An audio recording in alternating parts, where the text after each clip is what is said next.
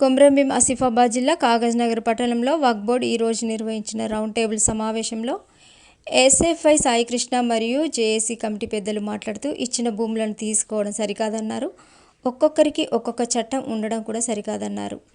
అలాగే అందరికీ ఒకే చట్టం ఉండాలి అన్నారు. మంగళవారం రోజున ఉదయం 10:30 స్థానిక జామే మస్జిద్ నుండి అంబేద్కర్ చౌరస్తా వరకు నిరసనగా ర్యాలీ విజయవంతం చేయాలని కోరుతూ తమ అభిప్రాయం తెలిపారు. ఈ సమావేశంలో పాల్గొన్నవారు మీర్ సుజాత అలీ హస్మి, పేజీ సాయికృష్ణ, ఎస్ఎఫ్ఐ జిల్లా సెక్రటరీ లెనుగుల శ్యామరావు, బీఆర్ఎస్ నాయకుడు డొంగ్రే సంతోష్, డొంగ్రే సునీల్ కుమార్, ఎం సుభాష్, భారత రాజ్యాంగ పరిరక్షణ సమితి ముంజా ఆనంద్, సిపిఎం ఇల్ముల్ హక్, హసన్ న్యాయవాది Viqaruddin, advocate A Jayadev, RTD MP అధ్యక్షులు MD Haji convener, MD Basheeruddin convener, మాజీ municipal chairperson Saddam Hussain, TRS నాయకులు సయ్యద్ మోహిత్ తదితరులు పాల్గొన్నారు.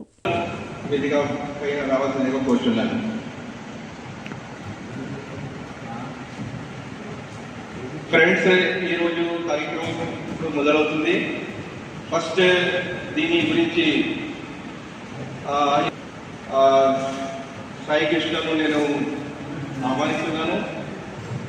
సాయికృష్ణ ఎస్ఎఫ్ఐ డిస్ట్రిక్ట్ సెక్రటరీ ఈ సబ్జెక్ట్ మీద ఈ అమెండ్మెంట్ యాక్ట్ ఏదైతే ఉన్నదో దానిని ఒక 5 నిమిషాల్లో దాన్ని డీటెయిల్ ముందు ఉంచాలని కోరుతున్నాను. గుడ్ ఈవినింగ్, జై భీమ్, సలాం అలైకుం. ఇప్పుడు ఈ యొక్క వక్తత్వం ఏదైతే ఉందో ముఖ్యంగా మనుషుల నుండి వేరు చేయడంగా భావించబడుతుంది. అలాగే ఈ యొక్క చట్టం ద్వారా ఎవరైతే ముస్లింస్ ఉన్నారో వాళ్ళ యొక్క బతుకు మూలాలు ఏవైతే ఉన్నాయో ఆ బతుకు మూలాలపై దెబ్బ కొట్టడానికి ప్రయత్నం జరుగుతూ ఉందని చెప్పుకోవచ్చు. ఎలా అంటే మీరు చెప్పినట్టుగా తిరుపతి బాలాజీ, తిరుపతిలో కేవలం ముస్లింస్ హిందువులు మాత్రమే బిజినెస్ చేయాలి, ముస్లింస్ ఎవరు కూడా బిజినెస్ చేయకూడదు అనేదాన్ని మనకు అర్థమయ్యేది ఏంటి?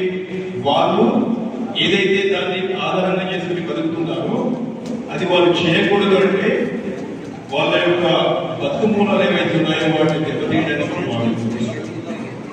అలాగే ప్రభుత్వాలు ఏవైతే ఉన్నాయో ప్రభుత్వాలని కూడా మనుషులు కలపడానికి చూడాలి, కానీ కలపడానికి కాదు, వేరు చేయడానికి ప్రయత్నిస్తుండగా ఈ యొక్క చట్టాల ద్వారా అర్థమవుతుంది. అలా కాదు ఏ ప్రభుత్వమైనా కూడా. నేను సిపిఎం పార్టీ మిత్రుడు సాయికృష్ణ చాలా కానీ ఈ వక్ఫ్ బోర్డు విషయంలో ఇప్పటికే దేశవ్యాప్తంగా ఒక భాషలో కాదు, దేశంలో ఉన్న అన్ని భాషలలో క్లుప్తంగా విశ్లేషణ జరిగింది. అయినా మనం కూర్చోవడానికి ఇంత సమయం పట్టింది. కమ్యూనిస్టు పార్టీగా మేము ఎప్పటి నుంచో ఒక మాట మాట్లాడుతున్నాం. మన దేశంలో విషబీజం పడింది, ఇది ఏనాడికైనా ప్రమాదమే. ఈ విషబీజము ఏనాడికైనా మన ప్రాణాలు తీస్తుంది అని చెప్తున్నాం.